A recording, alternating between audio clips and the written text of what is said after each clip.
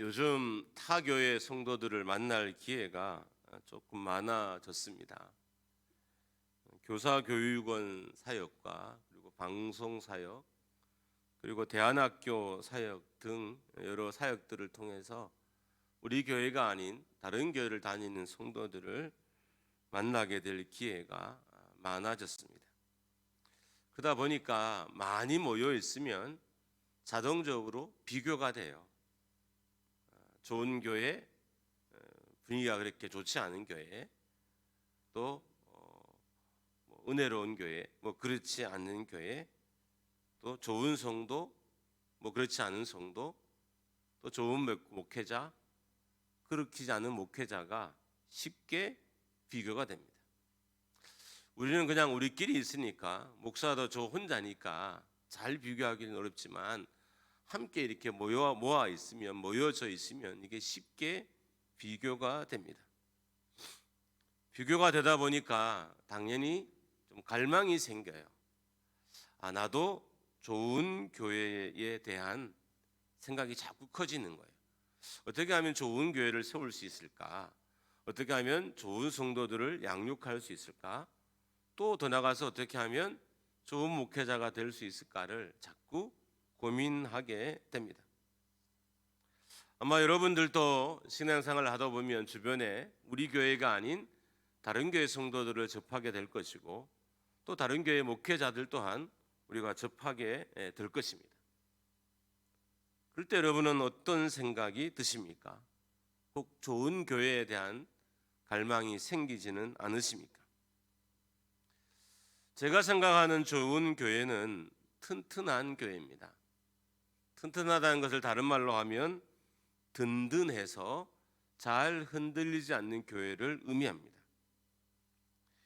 교회의 건물이 화려하고 견고해서 튼튼하고 든든하다는 개념이 아니라 그리스도와 성도의 관계가 든든하고 성도와 성도의 관계가 든든해서 또 튼튼한 견고한 교회란 의미입니다. 이런 교회는 내부적인 문제나 외부적인 문제에 쉽게 흔들리지 않습니다. 사람이 약하다는 것은 작은 문제에 쉽게 흔들린다는 의미예요. 마음이 여린 사람들은 정말 작은 문제에 마음이 흔들려요. 근데 마음이 튼튼하고 건강한 사람들은 작은 문제에 쉽게 잘 흔들리지 않습니다. 흔들리지 않는 교회는 곧 부흥하게 됩니다.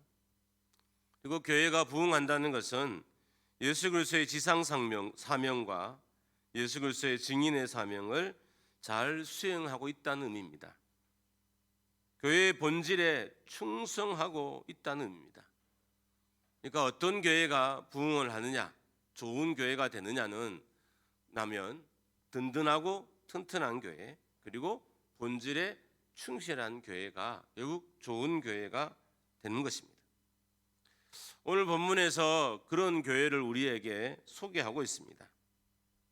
좀 더 나은 이해를 위해서 본문을 표준세 번역을 한번 봐보겠습니다. 우리 같이 한번 읽습니다. 시작. 그러는 동안에 교회는 유대와 갈릴리와 사마리아 온 지역에 걸쳐서 평화를 누리면서 튼튼히 서갔고 주님을 두려워하는 마음과 성령의 위로로 정진해서 그 수가 점점 늘어갔다. 이 성경 구절을 좀 더 쉽게 요약하면 내적으로도 튼튼하게 세워졌고 외적으로도는 크게 부흥했다는 의미예요. 유대와 사마리아와 갈릴리에 있는 교회들, 이 대부분의 교회를 의미하는 거예요. 이곳에 있는 우주적인 교회에 보통 개교회를 의미하진 않고 이 지역에 있는 모든 교회들이 다 내적으로도 든든했고 외적으로는 큰 부흥을 경험했다는 것입니다.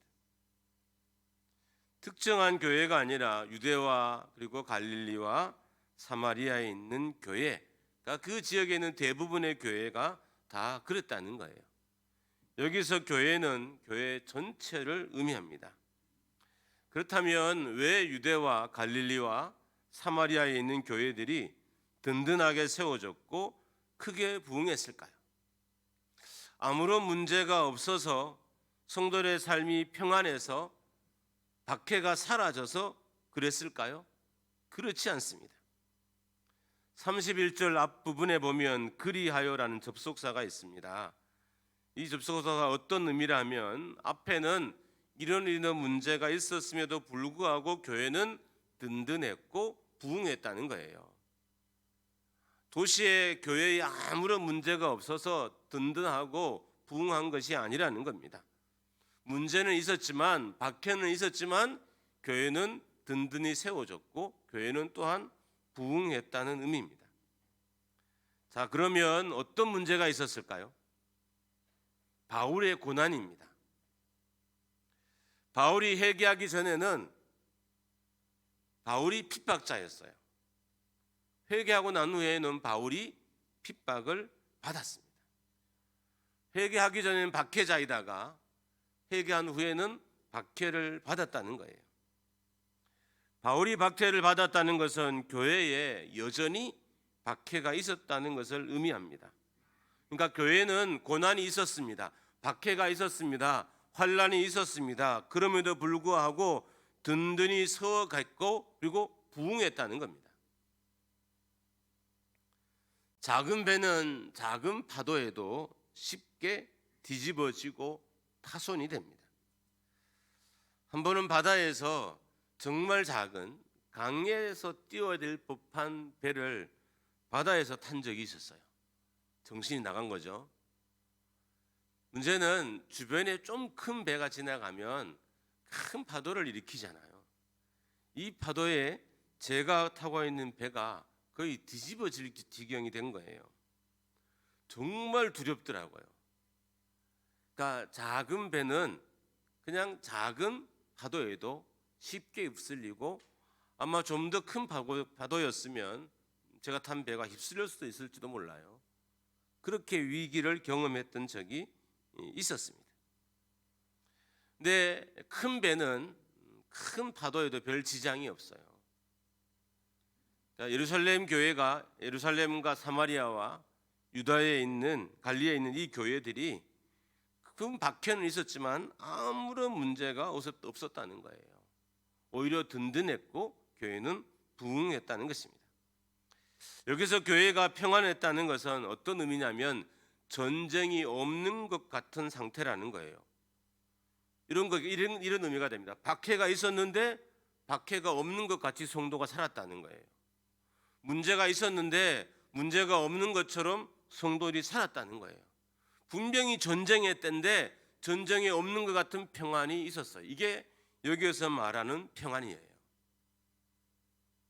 그러니까 이 지역의 교회들이 평안했다는 거예요. 박해가 있었는데 박해가 없어서 평안한 것이 아니라 박해가 있었음에도 불구하고 평안했고 그리고 박해가 있었음에도 불구하고 교회는 부흥했다는 것입니다. 든든히 서가고라는 단어가 있습니다. 오이코도메오라는 헬라어인데 이 헬라에서 유래가 됐어요. 이게 주로는 건물을 세우는 의미에서 이 단어가 사용이 돼요. 근데 종종 가끔씩 사람에게도 이 단어가 사용돼요. 그래서 덕을 세운다라고 할 때 이 단어가 사용되고요. 사람들을 세운다라고 할 때 이 단어가 사용되는 거예요. 그렇기 때문에 오늘 본문에서 교회가 든든하게 섰다는 것은 교회 건물이 견고하다는 것이 아니라 교회의 성도들이 견고하다는 거예요. 교회 성도들이 견고해서 박해 가운데도 흔들리지 않고 평안 가운데 머물 수 있었다는 것입니다. 우리가 믿음이 견고하면 우리 삶이 견고하면 세상의 고난과 어려움이 우리를 흔들 수가 없어요.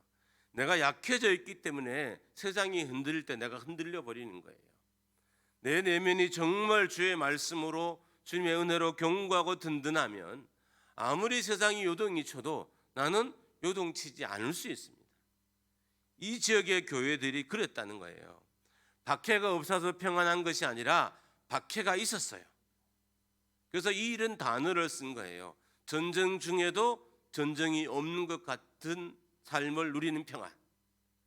다툼 중에도 다툼이 없는 것 같은 평안을 누리는 삶. 이런 삶을 교회 성도들이 살고 있었다는 것입니다. 박해가 있었는데도 박해가 없는 것처럼 평안했고 성도들의 관계는 여전히 돈독했습니다. 그럼 우리가 어려움이 오면 관계가 깨어져요. 먼저 가정에 어려움이 오면 부부의 관계가 깨어지잖아요.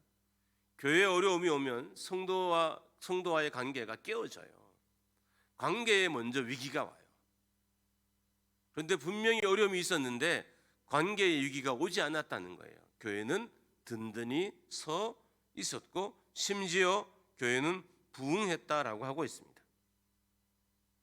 성도들은 박해가 있었음에도 불구하고 당연하게 여겼기 때문에 박해가 아무런 영향력을 그들에게 끼칠 수 없었습니다.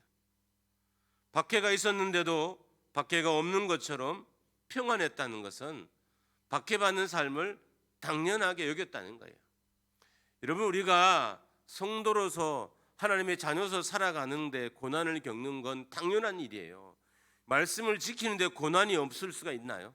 하나님 말씀에 순종하는데 고난이 없을 수가 있나요? 교회를 향한 하나님의 음성에 온 교회가 복종하는데 어려움이 없을 수가 있냐고요? 없을 수 없어요. 당연히 고난이 있고 어려움이 있어요. 그런데 이 교회들은 다 그것을 당연하게 여겼다는 거예요. 하나도 문제있게 여기지 않고 다 당연하게 여겼던 것입니다. 고난이 오면 관계가 깨어지고 관계가 깨어지면 흔들려요. 그러면 우리가 볕단이나 나무들을 이렇게 단으로 묶을 때가 있잖아요. 묶고 있는 것을 조금만 이렇게 헐겁게 풀어도 그 안에 있는 결속되어 있는 나무들이나 볕 같은 것들은 다 흐트러져 버려요. 그러니까 고난이 오면 관계가 깨어지고 관계가 깨어지면 다 흐트러지는 것이 정상인 것입니다.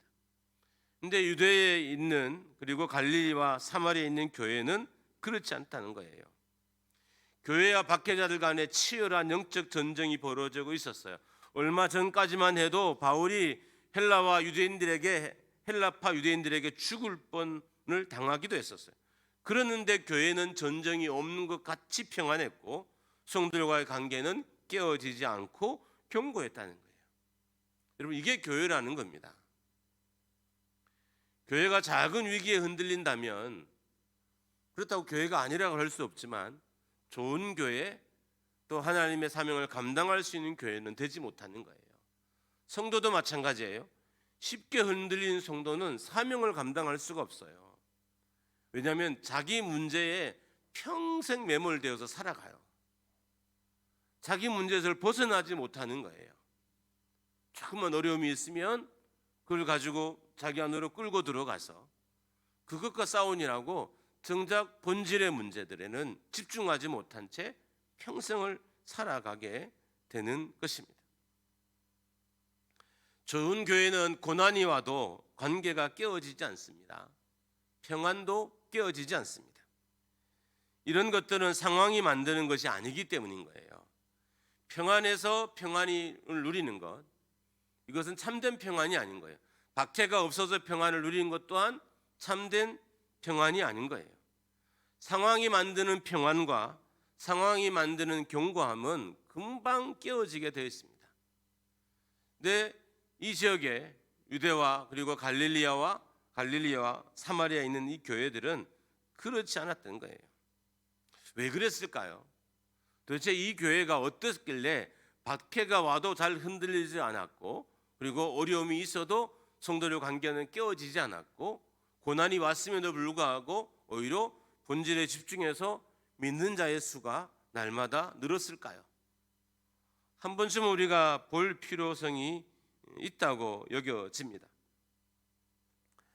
온 유대와 갈릴리와 사마리아에 있었던 교회는 박해가 있었는데도 바울이 죽음을 당할 뻔했음에도 불구하고 하나님을 경외함을 놓치지 않았어요. 그러니까 하나님을 경외함을 놓치지 않으니까 성령의 역사도 중단되지 않고 계속되었던 거예요. 31절 하반절입니다. 주를 경외함과 성령의 위로로 진행하여 수가 더 많아지니라. 그러니까 이 교회들이 왜 박해와 고난 가운데 흔들리지 않았을까요? 그것은 바로 박해 중에도 하나님을 경외하는 마음을, 그런 자세를 잃지 않았기 때문인 거예요. 더 나아가서 성령이 이들과 늘 함께 했기 때문인 거예요. 그래서 흔들리지 않고 견고하고 든든한 교회가 될 수 있었습니다. 온 유대와 갈릴리와 사마리아에 있었던 교회는 박해 중이었는데도 부흥했습니다. 당연히 이유가 있겠죠. 이유를 두 가지로 한번 정리합니다. 먼저는 하나님을 경외했기 때문입니다. 하나님을 경외하는 것을 놓치지 않았기 때문이라는 거예요. 여러분, 박해가 일어나면 박해하는 사람을 무서워하게 돼 있어요. 내가 힘들면 나를 힘들게 하는 게 무서워지는 게 당연지사예요. 내가 지금 힘들어요? 근데 돈 때문에 힘들어요. 그럼 돈이 무서워지는 거예요. 내가 지금 힘들어요? 사람 때문에 힘들어요. 그러면 사람이 무서워요. 요즘은 그 학폭 관련된 이야기들이 끊임없이 언론에 회자가 되잖아요. 이 폭력이 무서운 것은, 이 폭력을 경험한 사람들은 평생 사람을 무서워하게 되는 거예요.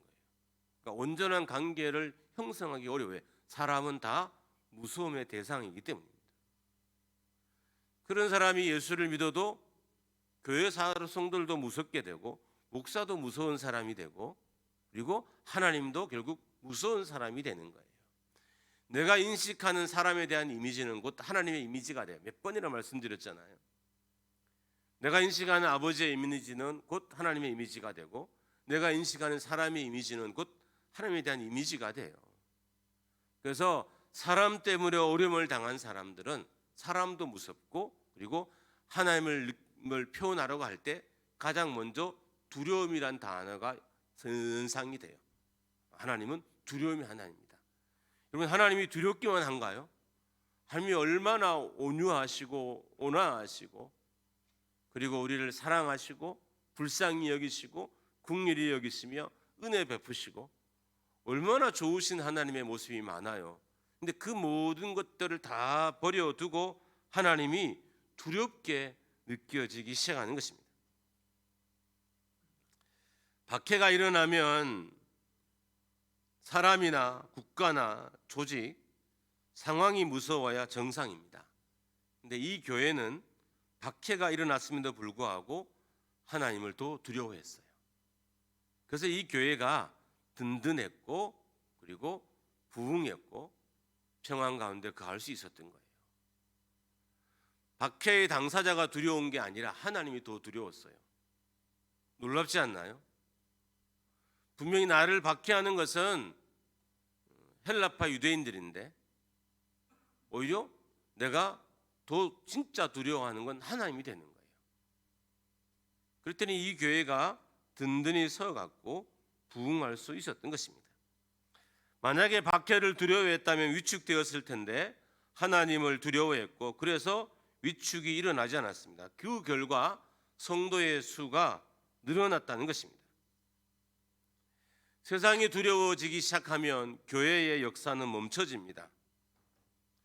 역사상 교회가 세상을 두려워하기 시작하면서 교회는 변질되었습니다. 일제강점기 때 일본군이 두려워서, 일본군이 주는 피해가 보복이 두려워서 교회가 신사참배를 결정했습니다.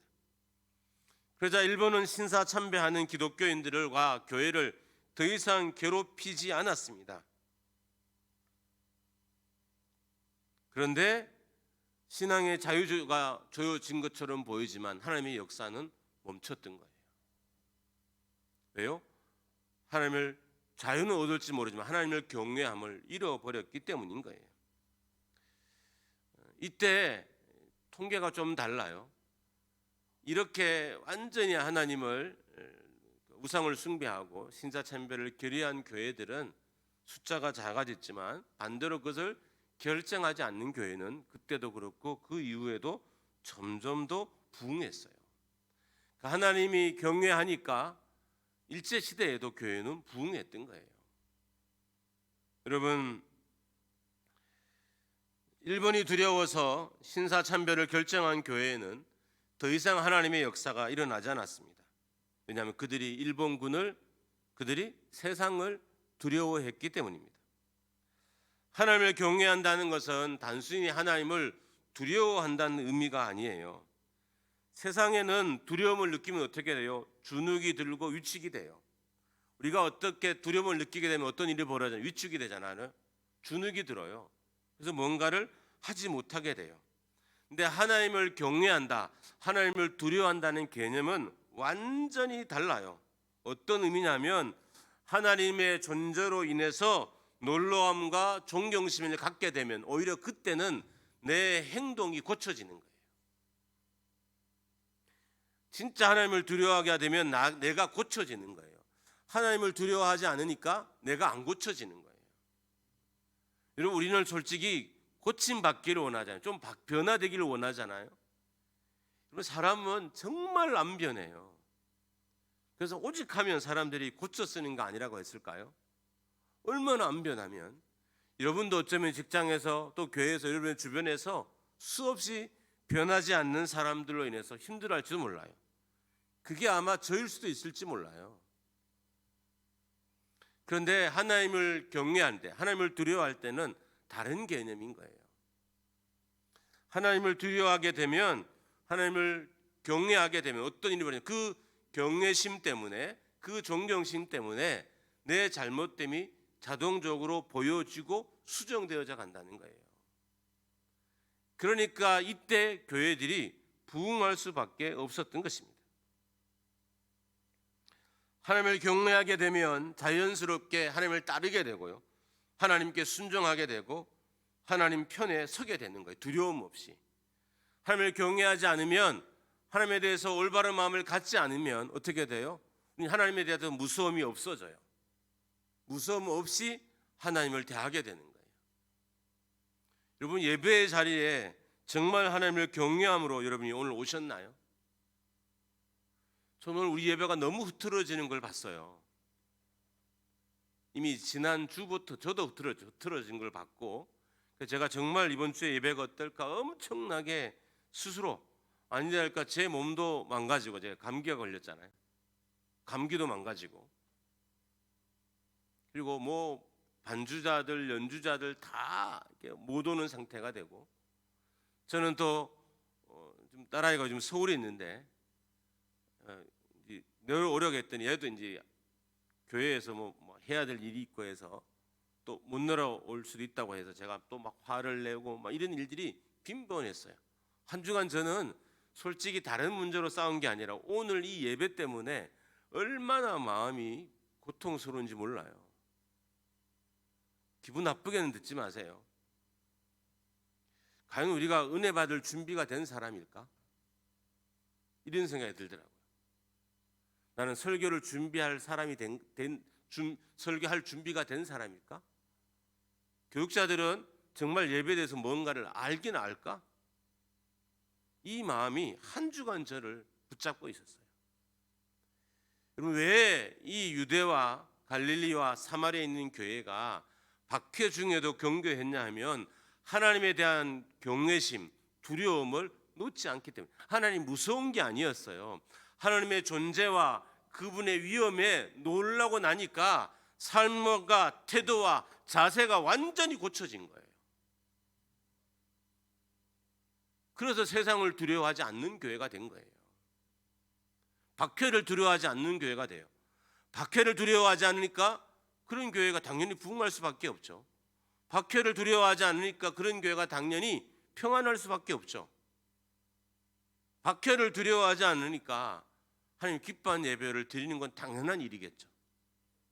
그래서 이 교회는 든든히 서 있었고, 박해 중에도 평안했고, 그리고 심지어 부흥까지도 할 수 있었습니다. 하나님을 경외하게 되면 하나님을 피하는 것이 아니라 하나님을 따르는 길을 선택하게 됩니다. 세상 것은 두려워하게 하게 되면 피해요. 세상은 두렵잖아요. 그럼 피하게 돼요. 세상은. 하나님은 두려워하게 되면 따르게 돼요. 달라요. 세상은 무서우면 피하고 달아나게 돼 있지만 하나님은 정말 두렵고 하나님이 정말 무서우면 하나님은 따르게 되고 순종하게 되는 거예요. 그래서 하나님을 경외하는 교회가, 하나님을 정말 두려워하는 교회가 큰 순종을 할 수 있는 거예요. 이 땅의 교회들이 왜 옛날 믿음의 선조들의 순종을 잃어버렸을까요? 그들의 헌신을 왜 잃어버렸을까요? 그 중심에는 하나님 두려워하는 마음을 빼앗겼기 때문인 거예요. 정말 우리가 회복해야 할 것은, 사랑도 좋아요. 성도님들이 맨날 목사님 사랑하는 설교 해주세요 했는데 제가 아무리 생각해도 사랑 설교가 잘 떠오르지 않아요.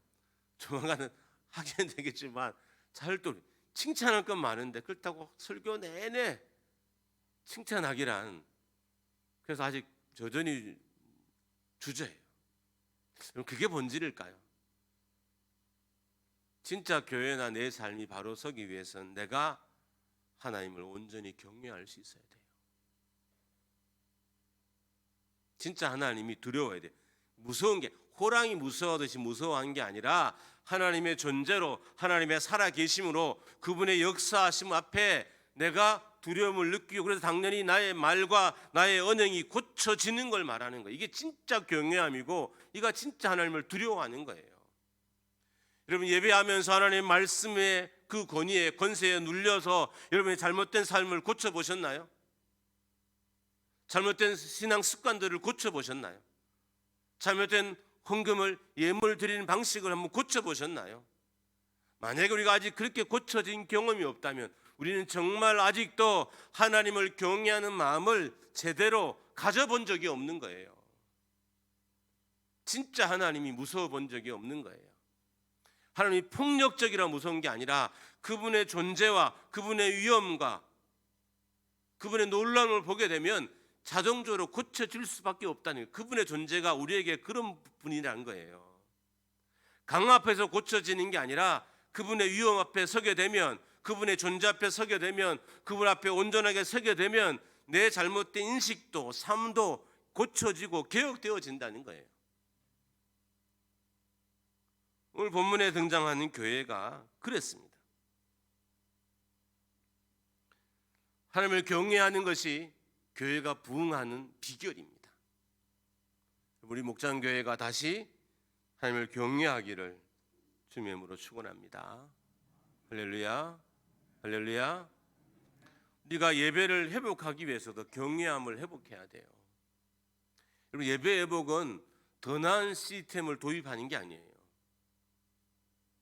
아직 최종 결정은 안 됐지만 이제 연주자들을 제가 더 부르려고 해요. 계속 예배가 뻥끗한 걸 보기 힘들어서 더 연주자를 부르고, 다행히 기회가 있어서 장로님과 결의가 쉽게 되면 더 불러서 이제 고정적으로 페이가 지급이 되더라도 아예 고정적으로 사람을 세워서 쓸 예정입니다. 살다 보면 바쁜 일 있고 어려운 일 있고 힘든 일도 많아요. 그래서 저도 예배 제대로 준비하지 못하고 설 때도 있어요. 그렇지만 이제는 우리가 뭔가 더 나은 교회를 바란다면, 더 나은 나 자신을 바란다면, 더 나은 목회를 바란다면 하나님의 경외함을 다시 회복해야 되는 것입니다. 초대교회는 박해 중에도 또한 부흥했습니다. 두 번째 이유는 성령의 위로가 함께했기 때문이라는 것입니다. 박해 중에도 교회가 부흥했던 것은 성령의 위로가 함께했다. 이 위로라는 단어는 헬라어로 파라클레시스인데 되게 많은 용례로 이렇게 사용이 돼요. 어떤 의미냐면 누군가의 곁으로 부름을 받다.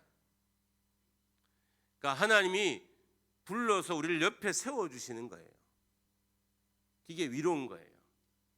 힘들어하는 나를 불러다가 내 옆에 내 옆에 앉게 해주시는 거. 그래서 좀 더 표현을 하면 옆에 앉아서 어깨를 얹고 도닥거려 주는 것이 위로인 거예요. 이 성령의 위로가 교회와 함께 있었어요. 예배를 드릴 때마다, 성도의 교제할 때마다 성령의 위로가 이런 식으로 나타났던 거예요. 연약한 자의 마음이 만져지고, 연약한 자의 육체가 만져지고, 우리의 영혼이 만져진 역사가 계속 일어났던 거예요. 그랬더니 교회가 크게 부흥할 수 있었던 것입니다. 박해 중에 성령이 교회와 함께 계신 것을 성도들이 보게 됐어요.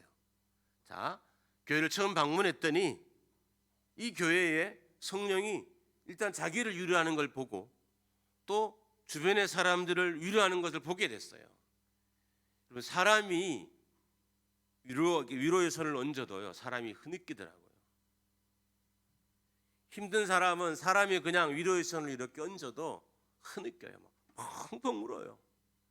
아무 말도 하지 않고 그냥 손만 얹고 힘들었지 라고 해도, 제가 예화로 한번 말씀드렸잖아요. 해안 소초에 있는 병사인데 이 병사가 죽으려고 작정을 한 거예요. 근데 이제 목사님이 지나다가 또 교회에 오면 이 병사에게 이렇게 손을 얹고 힘내 이렇게 한 거예요. 근데 이게 3번 반복이 됐어요. 목사님은 습관이겠죠. 저도 다니면 늘 그래요. 야, 잘 있지? 열심히 해? 잘해? 이렇게 늘 다녔으니까 목사님도 그렇게 반복했겠죠.